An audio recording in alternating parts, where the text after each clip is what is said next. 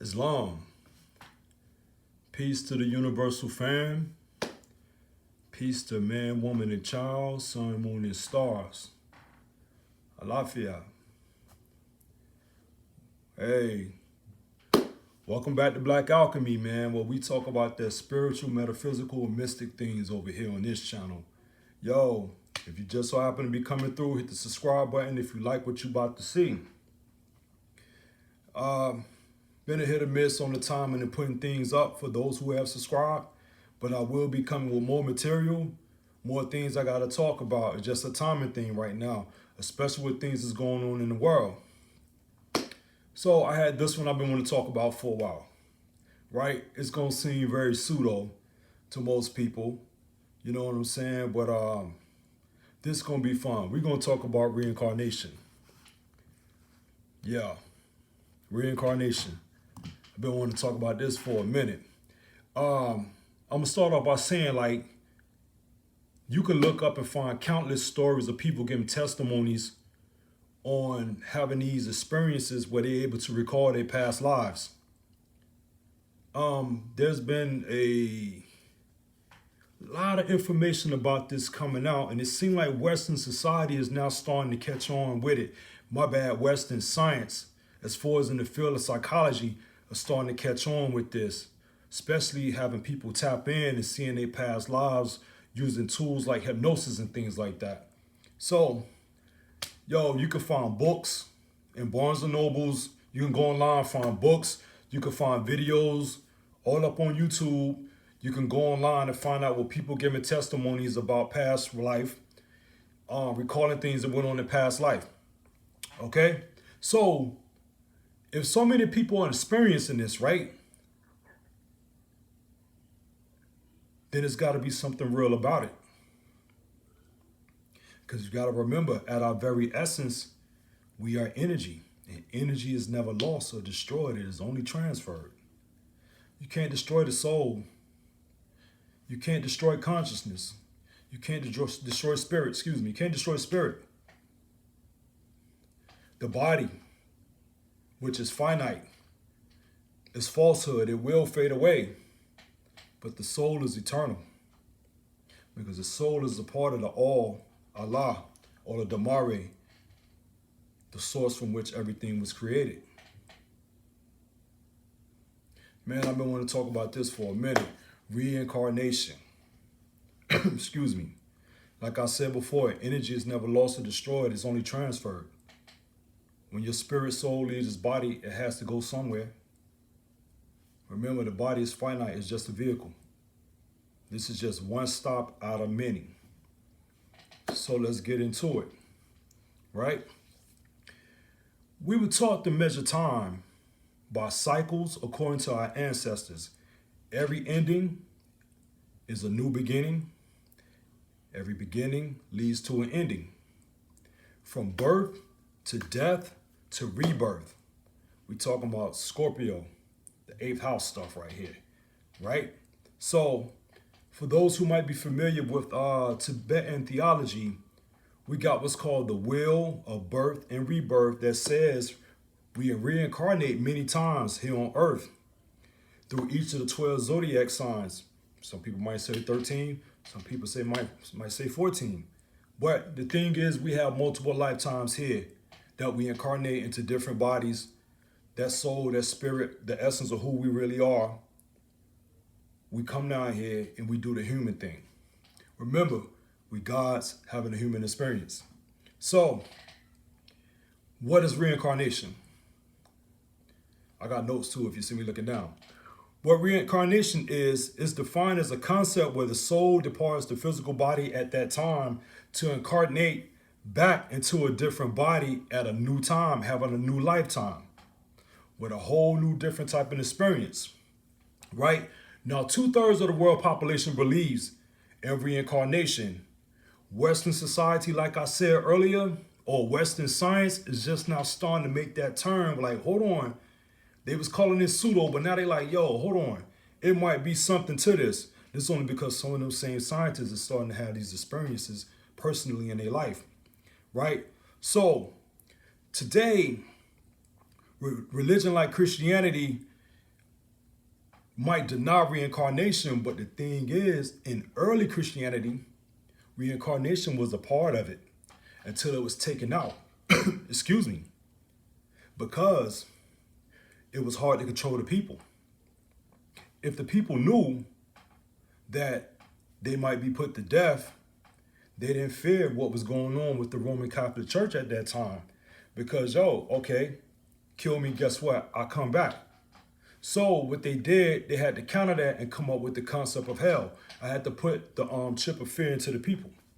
That's what they did. You know what I'm saying? So reincarnation was a part of early Christianity. Matter of fact, we still see it in Christianity. When you read, look at the concept of Jesus dying on the cross, coming back after 3 days to rise again. Reincarnation, right? The whole thing with Lazarus, reincarnation, right? I think Jesus even told the disciples that, John the Baptist was a reincarnation of Elijah. So it's in there. You just got to know what you're reading. I got notes. I got mad notes. So the Christian church wanted to control people out of fear. Came up with the whole heaven hell concept. Dante's Inferno. And like I said, Jesus has spoke in the book of Matthew about John the Baptist being a reincarnation of Elijah. Now, what makes this real and concrete to us is that, especially in the spiritual metaphysical field, is that we know that, being spirit that's inhabiting a physical body, it's a temporary thing, right? Matter of fact, the soul spirit is the operator of the car. It's just like you get in your car and you driving. You know what I'm saying? You are not the car. You are the consciousness that's behind the wheel that tells the car what direction to go. Same thing with the spirit soul inside of the body. Because remember, the body is finite. You know what I'm saying? So just like a car, when it gets old and start having problems and break down, guess what? You go get another car. Same thing with your body. These bodies get old. You know what I'm saying? We're on borrowed time. That's why we get sick. To let us know that we're on borrowed time. You can't inhabit this body forever. You're on borrowed time. Once you come out of your mother's womb and take your first breath, the clock starts to tick. So what are you going to do with your time? What you going to do with your time? You got a legacy to leave behind. I ain't saying you're going to be perfect.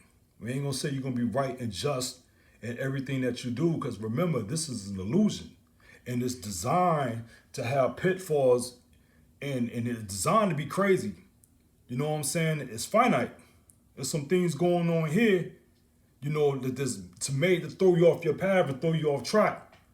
But the beauty is that you recognize what's going on and get back on your path. That's what it's about. That's what takes you to where you need to go. So, we reincarnate into the physical body with the contract that's agreed on at the time of your birth. That zodiac birth chart, that natal chart is a blueprint taken of the heavens at the time you was born. Real talk. I studied a lot of things, right? But I'm going to tell you that birth chart, that natal chart, is on point. It show you everything that's going to go on in your life. It even show you what happened on in the past life. If you know how to read the chart. It's not hard. You just got to put the time in. So that natal chart or that birth chart was a contract that you agreed to at the time of your incarnation into the physical body for this lifetime. Past lifetime, it might have been some things a little bit different, but that exact zodiac chart that you have right now, that's what you agreed to. So everything that's good, you have to accept. Everything that's bad, you have to accept. Because you agreed to it with your signature, which is your sign and your nature. You know what I'm saying? You chose it all. I used to get frustrated, like, man, why this gotta be like this? Why this gotta happen? Why that gotta be like that? But at the end of it all, I agreed to it. And I gotta ride it out until I can fix what needs to be fixed, learn what I need to learn, gain the experience that I need to gain. Now, some people cop out and they have a breach of contract by committing suicide. But guess what? You got to come back and do it again. It's a real thing. Breach of contract. That birth chart is on point. If you ain't got your natal chart done, I suggest that you get it done. It'll show you where you're strong in life. It'll show you where you have your pitfalls at, where you're weak at, and where you need to make improvements. Real talk. I studied a lot of things, but that right there, that gave me my true knowledge of self. Right there.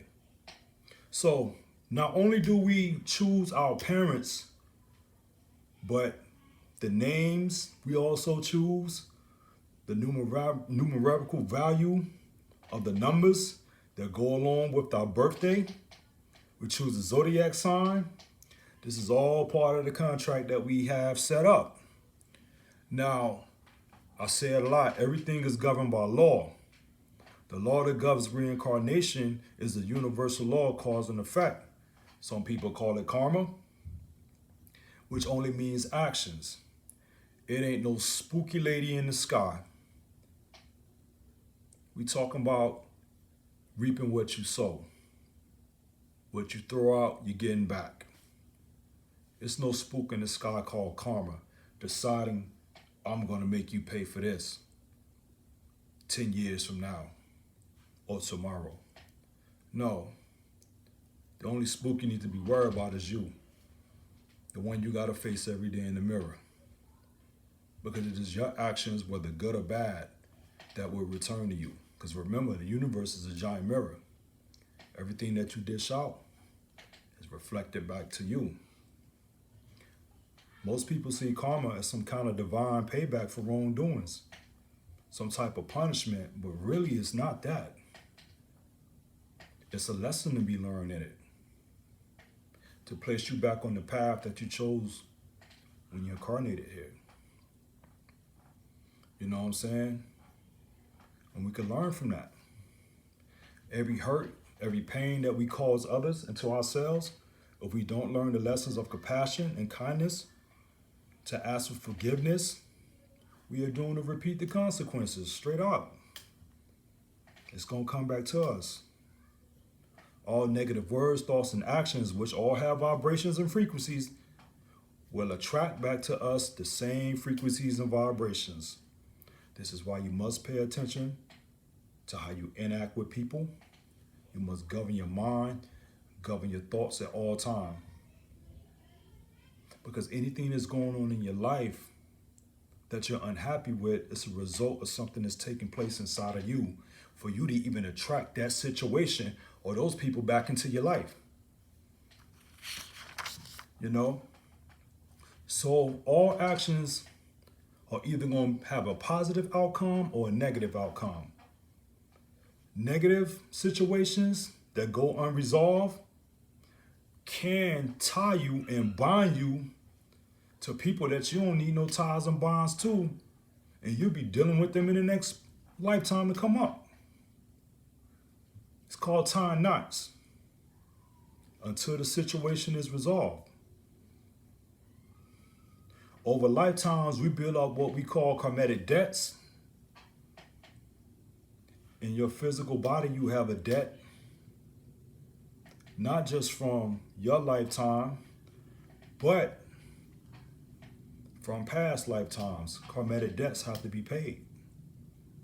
And this is why you come here, to pay that debt and to learn and gain from the experience, to learn compassion, forgiveness, and ultimately learn how to love.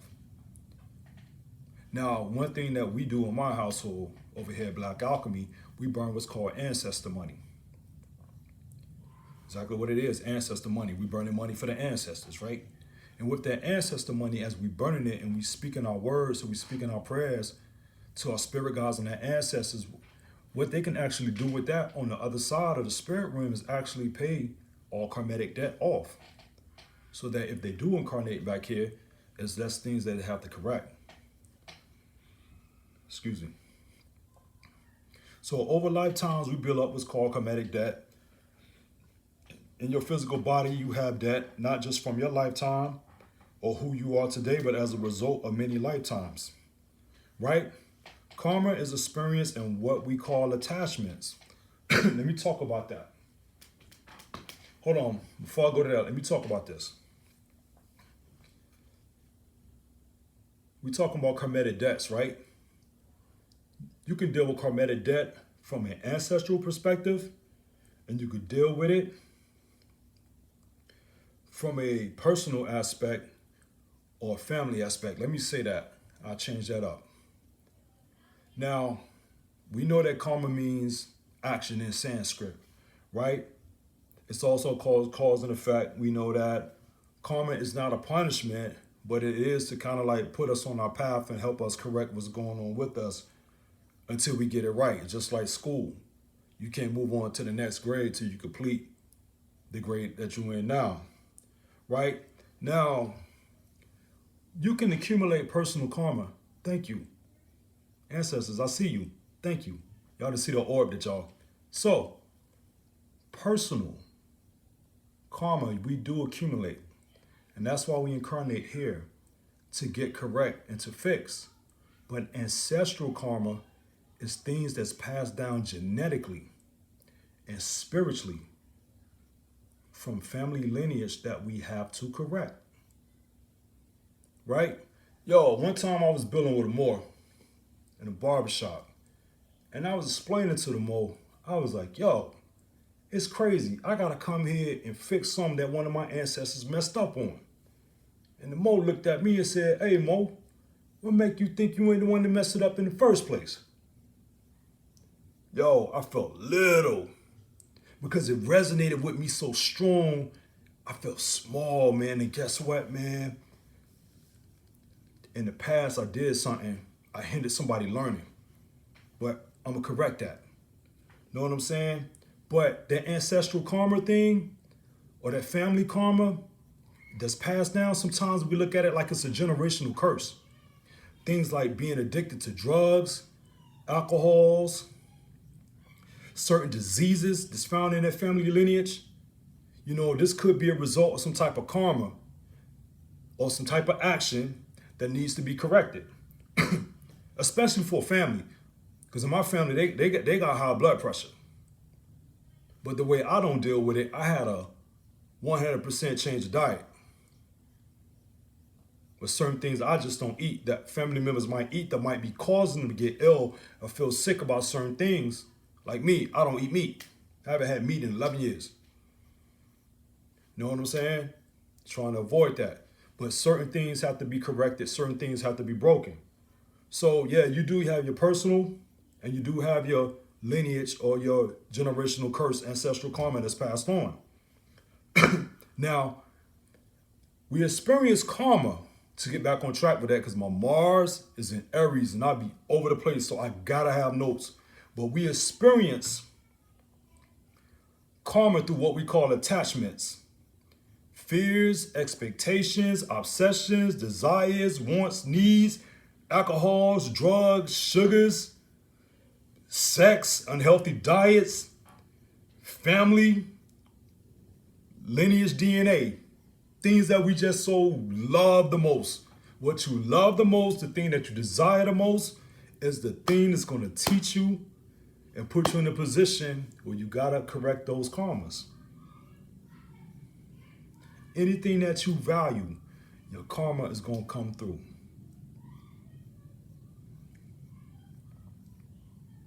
You know, we all want to reach spiritual enlightenment that breaks the wheel of karma, but attachments has to be let go.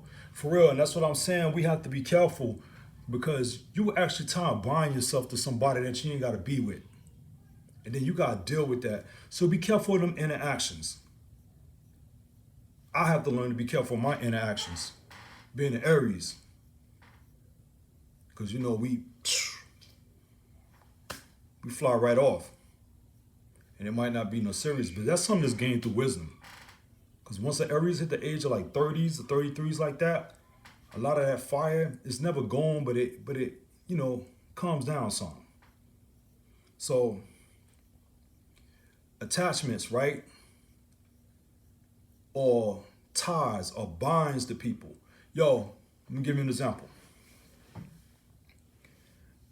We all can watch the news and see where somebody was murdered, somebody was slain, and it's easy to feel sad for the victim. But what if I told you on the flip of a coin, in a past life, the victim in this lifetime was actually the murderer in a previous lifetime? Crazy, right? Because, guess what? That's a contract, an agreement that was agreed on by both parties. Highly involved beings will incarnate into a body mentally and physically to learn patience, dependency, and learn how to humble themselves. Someone who causes abuse or death to a child can come back to experience the same abuse and death that they caused. They will be the victim in the lifetime to come. All karma is not bad. You get rewarded for your good, and you're going to get rewarded for your bads. Now, I said earlier about the whole victim this lifetime, but you was the one that committed the crime in the past lifetime. And I said about it being agreement, right? The agreement that was made in what we call soul groups. In Ifa, we say Egbe, your spiritual family. Because you got to remember, everything that we're doing here is about gaining experience. That goes back to the all, but we'll talk about that on another one. So everything about life here in the third dimension, while you in your physical body, is about gaining the experience to raise your frequency and raise your vibrations and take you to high levels. So guess what? You're not going to get it all in one lifetime. No, because remember, finite bodies, they break down. So guess what? To complete your mission, you got to be born again. You wonder where Christians get that from? You got to be born again. Yeah, you got to come back and experience this. It's more than a one lifetime thing. Matter of fact, who you are today is not only based on what you did this lifetime, but previous lifetimes. Real talk. So, a lot of times we talking about this thing about coming into lives and past lives and reincarnations. One of the things that come up the most that people like to talk about is talking about soulmates, twin flames, or karmics. A soulmate is someone that we share connections with. It could be a teacher, it could be a parent, it could be a child. Anyone that has an impact on your life in a positive way. Twin flame. One flame is split into two. And you're trying to bring it back together. It's more of an energetic connection when it comes to the twin flame. It's an energy thing. It's a magnetic thing. It's something that's pulling you all together. I say this all the time. The thing that attracts you about the opposite sex is really an aspect of yourself that you were separated from, that you're just dying to get back to. Then, on the flip side of that, we have what's called a karmic. A karmic is a situation or situations that bring opposition and hard times into your life. See, you got to remember, all this was agreed on in your spiritual group or in the ancestral realm. These are contracts that must be fulfilled. These are lessons that must be learned. The karmic that you're going through, it just seems like you're always bumping heads. Always bumping heads. Bam, bam, bam, bam, bam. Every time you turn around. Opposition. It's a lesson to be learned. Nothing personal spiritually. even though physically it feel like it is. It teaches hard lessons, and its oppositions is always about somebody having an issue or somebody not liking somebody or some real beef. Now, most of the time we think of a soulmate as a lover, but like I said, they could be a parent, child, teacher, somebody that you run into that might drop some jewels on you to set you on the path that you need to go. Twin flames, more energetic, like I said.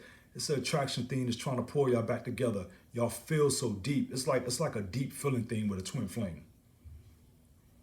You know what I'm saying? Just dying to get back to form that union and becoming one again. Y'all think alike. It's your real air light. Your twin flame is really your air light. And the thing is with that, you're always gonna find yourselves coming back around each other in the previous life, past lives, and future lives. You know, deja vu, flashbacks, is what we call tapping back into like reincarnation. You gotta come in, you gotta do it. And basically what I'm saying with all this, like I said before, we on borrowed time. What are you gonna leave behind? Are you gonna leave behind a legacy of positive change? Or are you gonna leave negative stumbling blocks? But it's based on your actions. You know what I'm saying? It's reincarnation. We can't do it in one lifetime. Not gonna happen. And the beauty about it is that we all ascended masters. You know what I'm saying? And one day we're gonna get there. It might take a couple of lifetimes to do it, but eventually you get it done. And then guess what? When your work is done here, in this realm, you got other work to do in other realms. That's the science behind it. I had a very wise Moor breaking down to me one time. You know, he did it from a biblical aspect when he was talking about Jesus, or Jesus Christ. You know what I mean? And how Jesus came here and went through what he went through to be sacrificed. The Son of God to be sacrificed. Taking on the sins of mankind, right? Taking on the sins of mankind. Not man, but mankind. Something to think about. But taking on the sins of mankind. So to go through what Jesus went through, right? I ain't trying to sound all spooky and religious on y'all, but to go through what Jesus went through to the point where he had to be sacrificed on the cross, the way the allegory, the story goes, what kind of karma was he paying from a previous life or previous lives if he the Son of God? You know what I mean? Think about it. If y'all hear some noise, man, I got a lot of people in the house. Children all over the place. And orbs and ancestors floating around too, if you can see them. Know what I'm saying? But what kind of karmatic debt did Jesus have to pay to come here and go through what he had to go through, what he had to teach, and then be turned against and betrayed and hung on a cross for 3 days? Even the Son of God in allegory couldn't get away from reincarnation, because remember, he died and came back 3 days later.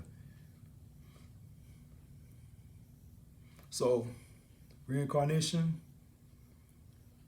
is very popular. It's nothing spooky. We can prove it with science, because the consciousness, the soul, the spirit cannot be destroyed. It has to exist somewhere. It's all about paying off your karmatic debts and learning your lessons to elevate you on higher levels spiritually. Paying them debts, learning them lessons, learning them experiences. That's what it comes down to. And the reason I want to talk about it, man, because for real, like I said, and I'm going to keep stressing the fact that we're on borrowed time. Right now, 2020, man, coronavirus, and a lot of people are not making it, not just from that, but I'm saying like, yo, somebody could walk out the house and get hit by a car according to whatever your contract that you set up. Some people might get sick. You know what I'm saying? Somebody might be a victim of a crime, of a murder or something like that. You know, you're not promised. Nobody promised. But the reason you're not, because it's an agreement that you set up. And by looking at that natal chart, their birth chart, if somebody's, studied well enough, they can tell when you're going to make your transition. It'll show and how. Unfortunately, I know how I make mine. But that's not something that I will actually encourage people to go look at and doing, because you still got things you need to do here on your borrowed time. You know what I'm saying? So a lot of us waste time. I waste time. We get so caught up in the human thing. And that's the trick that society has played on us. We become so human that we actually neglect the spiritual and metaphysical aspects of who we really are and why we're really here.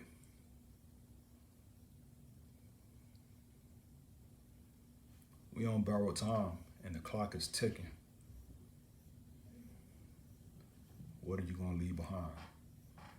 What debts are you going to clear? How are you going to make it better for your next incarnation? I throw them questions out there. Peace.